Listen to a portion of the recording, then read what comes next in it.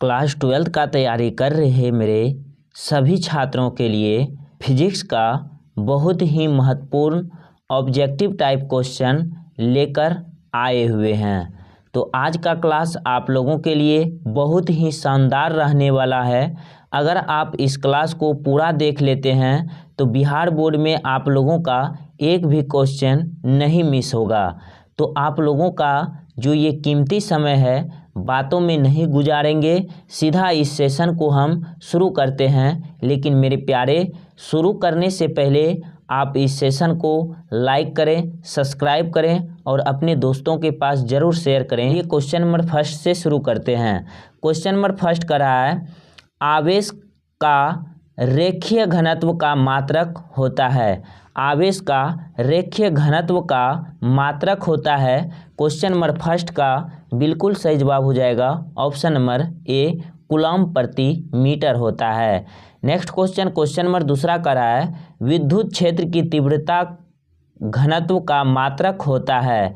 विद्युत क्षेत्र की तीव्रता घनत्व का मात्रक होता है। क्वेश्चन नंबर दूसरा का बिल्कुल सही जवाब हो जाएगा ऑप्शन नंबर बी, ml/t पर टी, ए पर टी हो जाएगा। क्वेश्चन नंबर दूसरा का बिल्कुल सही जवाब ऑप्शन नंबर बी। चलिए नेक्स्ट क्वेश्चन नंबर तीसरा, धातु के आवेशित गोले के पृष्ठ से गोले के केंद्र की ओर जाने पर विद्युत क्षेत्र क्या होता है, बताइए। क्वेश्चन नंबर तीसरा का सही जवाब, तो क्वेश्चन नंबर तीसरा का बिल्कुल सही जवाब हो जाएगा ऑप्शन नंबर डी हो जाएगा, सर्वत्र शून्य रहता है। क्वेश्चन नंबर तीसरा ध्यान से सुन लीजिए, कह रहा है धातु के आवेशित गोले के पृष्ठ से गोले के केंद्र की ओर जाने पर विद्युत क्षेत्र क्या होता है, सर्वत्र शून्य रहता है। चलिए नेक्स्ट क्वेश्चन की ओर आते हैं मेरे प्यारे। क्वेश्चन नंबर 4, क्वेश्चन नंबर 4 आपको साफ साफ स्क्रीन पर दिखाई पड़ रहा होगा। क्वेश्चन नंबर 4 का रहा है, 5 कूलम्ब के 2 बराबर तथा विपरीत आवेश परस्पर 5.0 समदूर पर रखे गए इस निकाय के विद्युत द्विध्रुव आघूर्ण क्या होगा। क्वेश्चन नंबर 4 का सही जवाब बताना है। तो क्वेश्चन नंबर 4 का जो मेरे प्यारे ऑप्शन नंबर बी के साथ जा रहे हैं उनका बिल्कुल सही जवाब हो जाएगा। चलिए नेक्स्ट क्वेश्चन नंबर 5 का रहा है, 8 कूलम्ब ऋण आवेश में उपस्थित इलेक्ट्रॉनों की संख्या है, बताइए। क्वेश्चन नंबर 5 का सही जवाब क्या होगा। क्वेश्चन नंबर 5 का फटाफट जवाब बताना है आप सभी को। तो क्वेश्चन नंबर 5 का जो मेरे प्यारे ऑप्शन नंबर ए के साथ जा रहे हैं 5 × 10⁻19, तो उसका बिल्कुल सही जवाब हो जाएगा option number A, question number 5 का ऑप्शन नंबर ए। चलिए नेक्स्ट क्वेश्चन की ओर आते हैं। क्वेश्चन नंबर 6 का रहा है, वायु में स्थित स्थिर इकाई धन आवेश से निकलने वाले संपूर्ण विद्युत फ्लक्स का मान होता है, क्या होता है। क्वेश्चन नंबर 6 का सही जवाब बताना है। तो क्वेश्चन नंबर 6 का जो मेरे प्यारे एप्सिलॉन नॉट पर 1 के साथ जा रहे हैं उनका बिल्कुल सही जवाब हो जाएगा।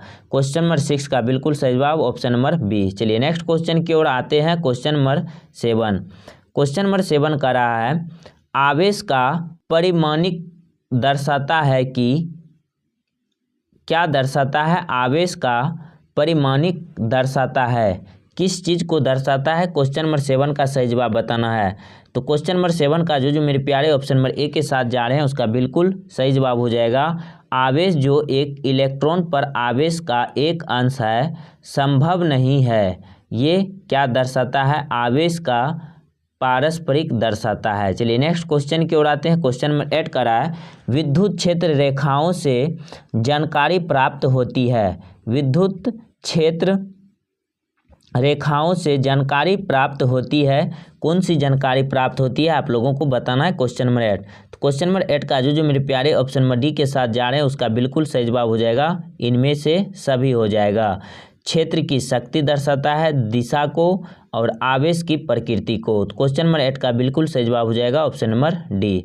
चलिए नेक्स्ट क्वेश्चन की ओर आते हैं। क्वेश्चन नंबर 9, क्वेश्चन नंबर 9 का रहा है, प्रति इकाई आवेश पर लगने वाले बल को कहते हैं। प्रति इकाई आवेश पर लगने वाले बल को क्या कहते हैं। क्वेश्चन नंबर 9 का सही जवाब बताइए। तो क्वेश्चन नंबर 9 का जो मेरे प्यारे ऑप्शन नंबर सी के साथ जा रहे हैं उसका बिल्कुल सही जवाब हो जाएगा विद्युत क्षेत्र।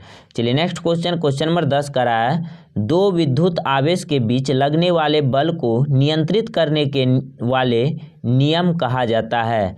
दो विद्युत आवेश के बीच लगने वाले बल को नियंत्रित करने वाले नियम कहा जाता है। क्या कहा जाता है? क्वेश्चन नंबर 10 का सही जवाब। तो क्वेश्चन नंबर 10 का बिल्कुल सही जवाब हो जाएगा ऑप्शन नंबर डी, कूलम्ब का नियम कहा जाता है। चलिए नेक्स्ट क्वेश्चन की ओर आते हैं। Question number 11। क्वेश्चन नंबर 11 कह रहा है दो आवेशों के बीच विद्युत बल एवं गुरुत्वीय बलों के अनुपात निम्न में से किस रूप क्रम में होता है? क्वेश्चन नंबर 11 का बिल्कुल सही जवाब हो जाएगा ऑप्शन नंबर ए, 10⁻42 हो जाएगा। चलिए नेक्स्ट क्वेश्चन, क्वेश्चन नंबर 12 का रहा है बिंदु आवेश के कारण r दूरी पर स्थित विभव का मान क्या होगा? क्वेश्चन नंबर 12 का सही जवाब बताना है। तो क्वेश्चन नंबर 12 का जो मेरे प्यारे ऑप्शन नंबर बी के साथ जा रहे हैं, r के व्यक्तानुपाती होता है। क्वेश्चन नंबर 12 का बिल्कुल सही जवाब हो जाएगा ऑप्शन नंबर बी। चलिए नेक्स्ट क्वेश्चन की ओर आते हैं। Question number 13। क्वेश्चन नंबर 13 का रहा है हवा में एप्सिलॉन r का मान होता है। बताइए हवा में एप्सिलॉन r का मान क्या होता है? 0, अनंत, फर्स्ट और डी का रहा है 9 × 10⁻9। तो क्वेश्चन नंबर 13 का सही जवाब। तो क्वेश्चन नंबर 13 का जो मेरे प्यारे ऑप्शन नंबर सी के साथ जा रहे हैं उसका बिल्कुल सही जवाब हो जाएगा 1 हो जाएगा। हवा में एप्सिलॉन r का मान क्या होता है? 1 होता है। क्वेश्चन नंबर 14 का रहा है विद्युत क्षेत्र में एक आवेशित कण पर लगने वाला बल का मान होता है। क्या होता है बताइए? विद्युत क्षेत्र में एक आवेश कण पर लगने वाला बल का मान होता है। क्वेश्चन नंबर 14 का बिल्कुल सही जवाब हो जाएगा ऑप्शन नंबर ए हो जाएगा, क्यू ई हो जाएगा। क्यों आवेश होगा, ई एनर्जी हो जाएगा, क्यों ई हो जाएगा। चलिए नेक्स्ट क्वेश्चन की ओर आते हैं। Question number 15। क्वेश्चन नंबर 15 का रहा है विद्युत फ्लक्स का SI मात्रक है। विद्युत फ्लक्स का SI मात्रक होता है वोल्ट मीटर होता है। तो क्वेश्चन नंबर 15 का बिल्कुल सही जवाब हो जाएगा option number C. Question number 16 का रहा है क्वेश्चन नंबर 16 संबंध Q बराबर NE में निम्नलिखित में कौन n का मान संभव नहीं है? क्वेश्चन नंबर 16 का बिल्कुल सही जवाब हो जाएगा ऑप्शन नंबर सी, 4.2। चलिए नेक्स्ट क्वेश्चन की ओर आते हैं। Question number 17। क्वेश्चन नंबर 17 का रहा है आवेश का पृष्ठ घनत्व बराबर होता है। आवेश का पृष्ठ घनत्व बराबर होता है कुल आवेश बटे कुल क्षेत्रफल होता है। चलिए नेक्स्ट क्वेश्चन की ओर आते हैं। क्वेश्चन नंबर 18 का रहा है किसी माध्यम की अपेक्षित प्रावैद्युत एप्सिलॉन r होती है। बताइए क्वेश्चन नंबर 18 का सही जवाब क्या होगा? किसी माध्यम की अपेक्षित प्रावैद्युता एप्सिलॉन r होती है। तो क्वेश्चन नंबर 18 का बिल्कुल सही जवाब हो जाएगा ऑप्शन नंबर ए, एप्सिलॉन बटे एप्सिलॉन नॉट हो जाएगा, या इसको हम बोल भी सकते हैं एप्सिलॉन बाय एप्सिलॉन नॉट हो जाएगा। ये किसी भी विद्युत के माध्यम का क्या होता है?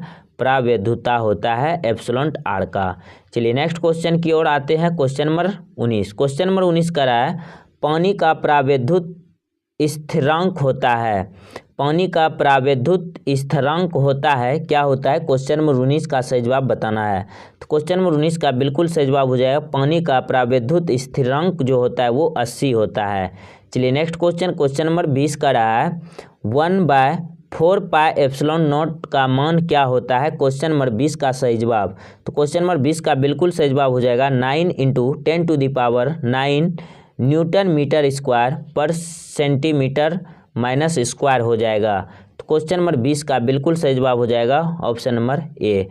तो आप लोगों के लिए हम टोटल आज आप लोगों को 20 क्वेश्चन बहुत ही महत्वपूर्ण क्वेश्चन करवाए हुए हैं। तो उम्मीद करते हैं कि आप लोगों को आज जो जितना भी क्वेश्चन करवाए हैं ये समझ में आ गया होगा। तो फिर मिलते हैं आप लोगों से नेक्स्ट क्लास में। जाते जाते आप इस सेशन को सब्सक्राइब और लाइक और अपने दोस्तों के पास शेयर करके ज़रूर जाइएगा। और आप सभी अपना खूब सारा ख्याल रखिएगा।